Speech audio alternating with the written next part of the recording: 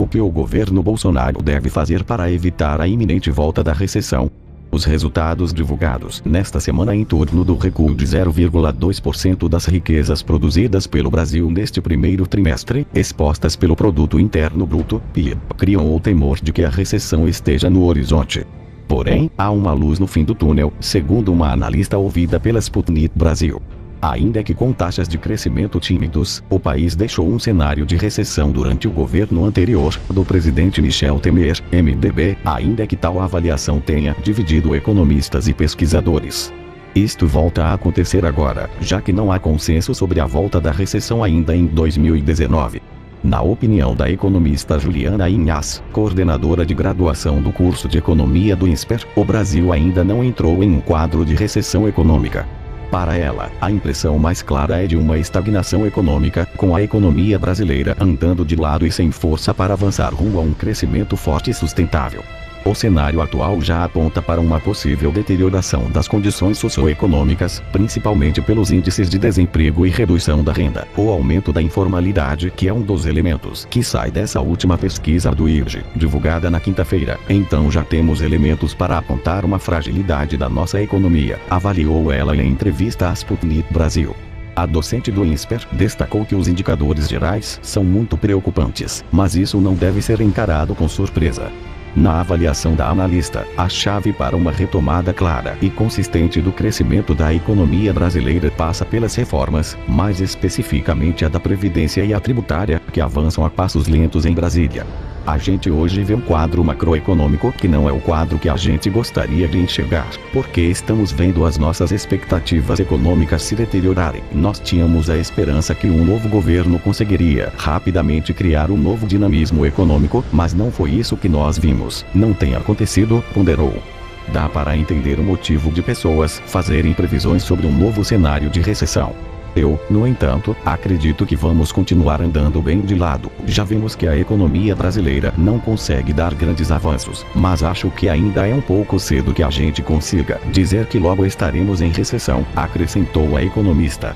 Como não é segredo para ninguém, o impacto da política na economia brasileira é amplo. Por isso a dificuldade da articulação por parte do governo do presidente Jair Bolsonaro junto ao legislativo tem a sua parcela de culpa, de acordo com Juliana Inhas. Entretanto, ela prefere ver evoluções em andamento, as quais, para ela, evitarão a volta da recessão. Temos visto algumas tentativas no Congresso para que as reformas andem. A gente já tem uma articulação forte em torno da reforma tributária, a reforma da Previdência continua no cenário, apesar de não da forma com que gostaríamos. Então temos elementos para acreditar que talvez consigamos ter mais fôlego e criar tração na economia brasileira, prosseguiu. Outros especialistas são menos otimistas do que a professora do INSPER, projetando um cenário técnico de recessão após mais 2 trimestres de recuo do PIB nacional. Contra isso, cabe ao governo Bolsonaro, com o ministro da Economia Paulo Guedes à frente, correr contra o tempo. O país tem pressa, acrescentou a especialista ouvida pela Sputnik Brasil. A informação que nos importa é olhar como a população tem sobrevivido e a sociedade caminhado nos últimos tempos. O que temos observado é que a população tem cada vez menos capacidade de comprar aquilo que ela quer. Ela se encontra em uma fragilidade socioeconômica elevada por conta do alto desemprego. A nossa situação econômica é delicada, completou. Mídia dos Estados Unidos. Rússia persegue aviões estadunidenses no Ártico. Os jornalistas da edição americana NBC News asseguram que a Rússia persegue os aviões estadunidenses no Ártico.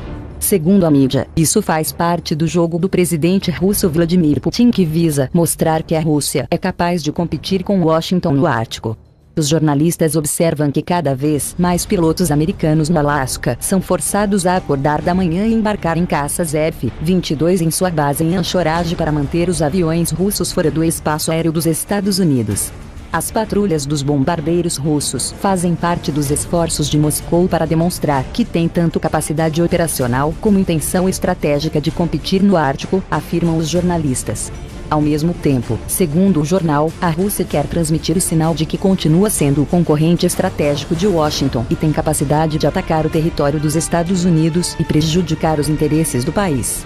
Segundo os autores do artigo, os Estados Unidos e outros países do Ártico devem ensinar à Rússia os limites de um comportamento aceitável, em particular, realizar manobras conjuntas e cooperar na exploração aérea e marítima. Na ausência de tais ações coletivas proativas e demonstrativas, é provável que a Rússia continue a violar as normas internacionais no Ártico em uma tentativa de mudar o equilíbrio de forças a seu favor, alertam. No entanto, o Ministério da Defesa da Rússia declarou repetidamente que os aviões estratégicos Tu-95MS da Força Aeroespacial da Rússia fazem voos em estrita conformidade com as normas internacionais de uso do espaço aéreo, sem violar as fronteiras de outros estados. Conforme indicam os responsáveis militares russos, estes são voos de rotina no espaço aéreo sobre as águas internacionais dos mares de Chukotka, de Bering e de Okhotsk, bem como ao longo da costa oeste do Alasca e da costa norte das Ilhas Aleutas. Ao mesmo tempo, vale destacar que os próprios repórteres da NBC News admitem que a inteligência dos Estados Unidos também envia aviões para fazer voos perto do território russo para coletar dados e estudar procedimentos de controle operacional. Em particular, aviões de espionagem dos Estados Unidos intensificaram os voos perto da costa da Crimeia e no Extremo Oriente. Várias explosões abalam fábrica de TNT na Rússia. 38 pessoas ficam feridas. Ao menos 38 pessoas ficaram feridas em resultado de explosões na fábrica de produção de trinitrotolueno, TNT, situada na região russa de Nizhny Novgorod. 3 explosões atingiram a fábrica cristal de produção de TNT na cidade de Dzержinsk, região de Nizhny Novgorod.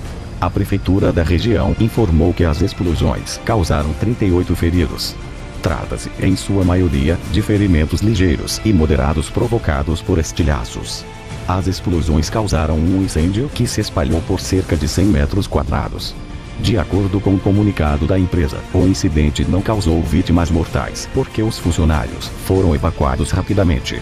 Segundo a informação preliminar, a explosão ocorreu devido à violação das normas tecnológicas.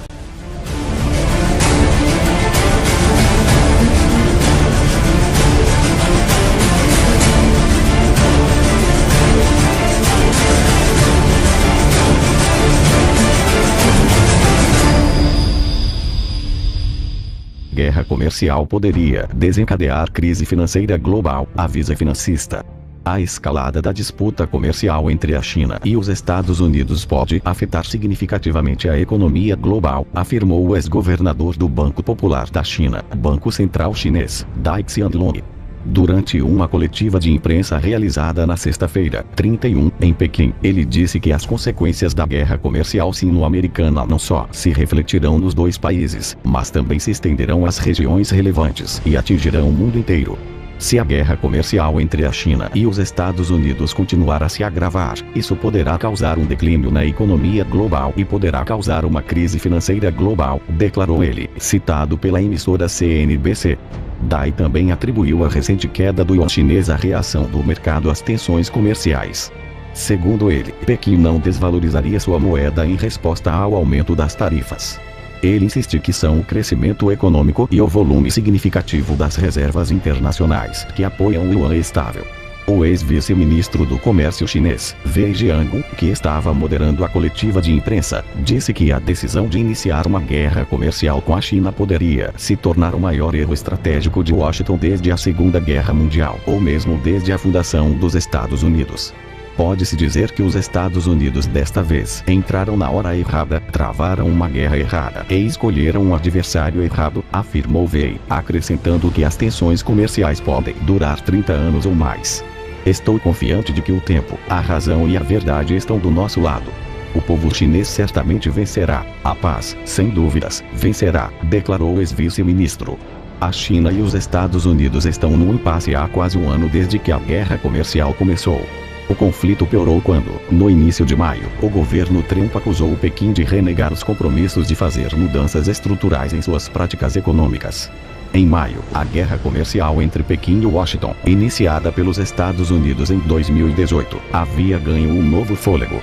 A partir de 10 de maio, as tarifas americanas sobre uma série de produtos chineses foram elevadas de 10% para 25% sobre mercadorias no valor de 200 bilhões de dólares, 890 bilhões.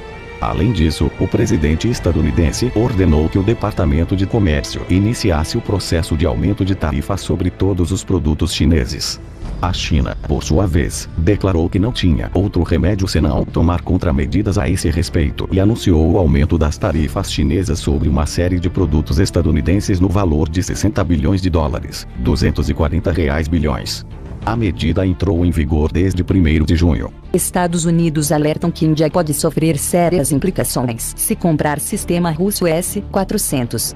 Os Estados Unidos lembraram novamente a Índia as possíveis consequências se o país asiático prosseguir com a compra do sistema russo de defesa antimísseis S-400, apesar da firme postura de Nova Delhi em preservar o acordo. A Rússia e a Índia selaram um acordo de $5 bilhões em 2015 pelos S-400. Desde então, os Estados Unidos têm pressionado a Índia a comprar equipamentos americanos, oferecendo mísseis Patriot THAAD como alternativa. O negócio dos S-400 é significativo por causa das sanções da THAAD contra os adversários da América através da Lei de Sanções.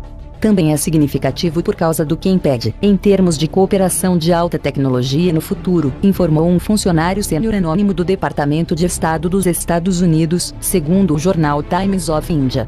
Washington constantemente ameaça a Índia com retaliação sob o THAAD emitido pelo Congresso dos Estados Unidos para impedir a compra de armas da Rússia.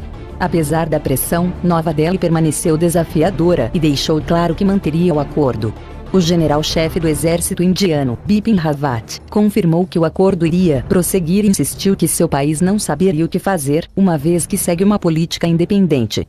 A Índia e a Rússia têm uma longa história de comércio de armas, sendo Moscou o maior importador de armas de Nova Delhi. Agora os Estados Unidos, que é o número 2, aparentemente querem mudar isso. O funcionário acrescentou que Washington é fortemente contra a mistura de seus sistemas com os estrangeiros, dizendo que há ameaças representadas pela compra de um S-400. É por isso que a Índia tem que escolher para onde suas relações militares estão dirigidas e com quem vai compartilhar a mais alta tecnologia e esse ambiente operacional. Até agora, as ameaças dos Estados Unidos não conseguiram impedir um fluxo constante de pedidos do S-400. Washington colocou uma pressão maciça sobre a Turquia para um acordo semelhante com Moscou. O país ameaça interromper as entregas de seus equipamentos militares pré-encomendados por Ankara e suspender os programas de treinamento para pilotos turcos de caças norte-americanos. Apesar disso, a Turquia espera que as primeiras baterias sejam entregues já neste ano.